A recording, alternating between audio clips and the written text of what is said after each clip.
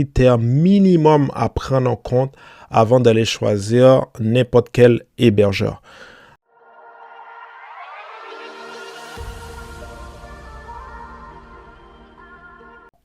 Alright, bienvenue dans cette nouvelle module. Dans cette module, nous allons voir l'hébergement web WordPress. Sachez qu'il existe énormément d'hébergeurs qui puissent héberger votre site web WordPress. Mais dans cette vidéo, je vais vous montrer exactement les critères minimums à prendre en compte avant d'aller choisir n'importe quel hébergeur. Avant tout, il faut savoir que la plupart de tous les hébergeurs offrent à peu près tous les mêmes services. Donc, ce qu'il va vraiment prendre en compte, c'est de regarder est-ce que cet hébergeur est spécialisé ou du moins est-ce qu'il offre un plan spécialisé plus WordPress. Pourquoi? C'est parce que ça va vous permettre de venir modifier certaines configurations beaucoup plus faciles pour WordPress, mais surtout pour un déploiement beaucoup plus facile. Et aussi, regardez est-ce qu'ils offrent du support en tout temps. Donc, vous pouvez envoyer des billets ou de leurs écrits ou le chat. Et de regarder surtout l'espace de disque qu'ils offrent. Il y en a beaucoup qui offrent l'espace disque illimité, mais cependant, la qualité de leur disque n'est pas de ce qu'il y a de plus puissant. Donc, ne cherchez pas à chercher nécessairement plus d'espace. Vous n'avez pas besoin parce que généralement, un site web WordPress ne prend pas beaucoup d'espace, à moins que vous allez héberger des vidéos ou bien des photos de haute qualité. 2 gigs, c'est suffisant, même voire jusqu'à 5 gigs, étant donné qu'il va y avoir des sauvegardes automatiques. Mais dépasser 5 voire 10, ce n'est plus nécessaire. Donc, ne vous laissez pas tenter parce qu'ils offrent disque dur illimité, à moins que vous avez des projets qui vont prendre énormément d'espace au niveau du disque dur. Le plus important pour vous, c'est de regarder est-ce que ce sont des disques durs de type SSD au niveau de NVMe, parce que ce sont des disques durs aujourd'hui qui sont les plus puissants et la vitesse de lecture est beaucoup plus rapide, ce qui va éviter de la lenteur et d'avoir un site web qui est quand même assez rapide et fluide. Donc moi, ce que je vous recommande, c'est bien sûr d'utiliser la plateforme Unici Cloud. Donc en ce moment, en plus, j'ai un code promo, donc je vais vous montrer exactement c'est quoi Unici Cloud. Puis je vais vous montrer comment vous pouvez utiliser aussi le code promo. Donc, la première des choses qui va être le plus important, c'est de rendre sur Unici Cloud. Donc, quand vous allez sur Unici Cloud, il y a un menu ici, vous cliquez dessus. Et là, vous allez avoir hébergement WordPress. Donc, je suis dessus en ce moment.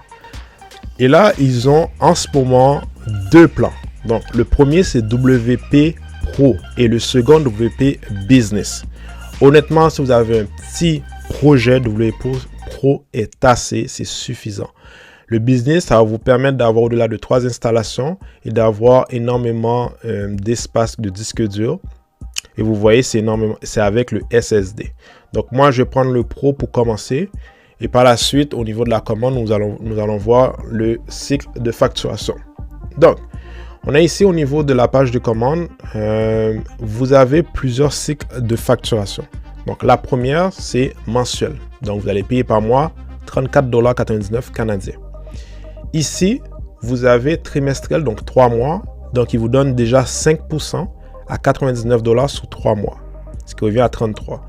Si vous prenez annuel, c'est 334,99 $ canadiens et ça revient à seulement 27,92 $ par mois. Mais en ce moment, avec le code promo que je vais mettre et je mettrai dans la description, vous allez avoir un rabais encore plus gros. Donc ici, vous allez entrer FCWP-60 qui va vous donner un rabais de 60% de plus pour n'importe quel type de cycle de facturation à l'exception de mensuel. Donc on va le valider en cliquant dessus. On valide le code. Donc on peut voir le trimestre c'est passé de 99 à seulement 40 $ canadiens pour 3 mois seulement. Donc si vous essayez pour annuel, 134 $ canadiens au lieu de 334. Donc ça c'est extrêmement magique. Donc vous bénéficiez de à peu près de 200 $ annuels de rabais. Ensuite vous allez entrer directement n'importe quel nom de domaine pour votre projet.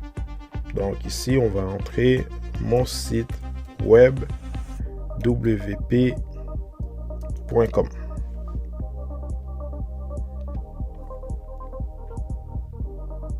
Donc, il n'est pas disponible. On va mettre FR derrière. On va chercher. Il est disponible. Donc, on voit, il coûte 29 $ canadiens annuels. Donc, on va le rajouter. Et là, on vient de voir, parfait, le prix a changé. C'est tout à fait normal parce qu'on va payer le nom de domaine. Parfait. Donc, oui. Là, ici, vous allez pouvoir rajouter le serveur. Donc, si par exemple, vous voulez avoir un serveur, si vous êtes en Europe, vous allez choisir la localisation de votre serveur qui soit le plus proche de vous pour avoir un site encore plus optimisé et plus rapide. Moi, dans l'occurrence, vu que je suis au Canada, donc je vais laisser par défaut. Ici, vous avez des ajouts supplémentaires. Là, vous n'êtes pas obligé. C'est si vous allez avoir des services de maintenance et qui fait des, on pourrait dire, des sauvegardes automatiques de votre site sans souci. Donc ici, vous pouvez rajouter ces options si vous avez besoin. Moi, en l'occurrence, j'en ai pas besoin, étant donné qu'on fait un test. Et là, par la suite, vous allez entrer toutes les informations, que ce soit l'adresse de facturation, le numéro de téléphone, le pays, bref, tout ce que vous avez besoin d'entrer pour créer votre compte.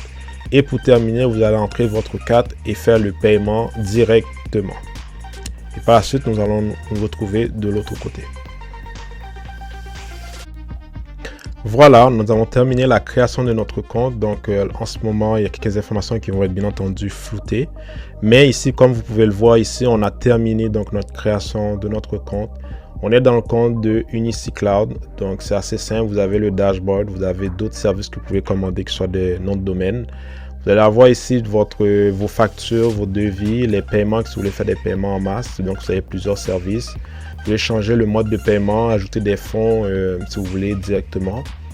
Ici, vous avez les services, donc vos services qui sont actifs. Ici, vous avez le support, donc ça y est des problèmes de support. Puis ici, vous pouvez devenir affilié.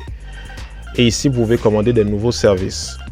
C'est quand même assez simple et c'est assez fluide d'utilisation.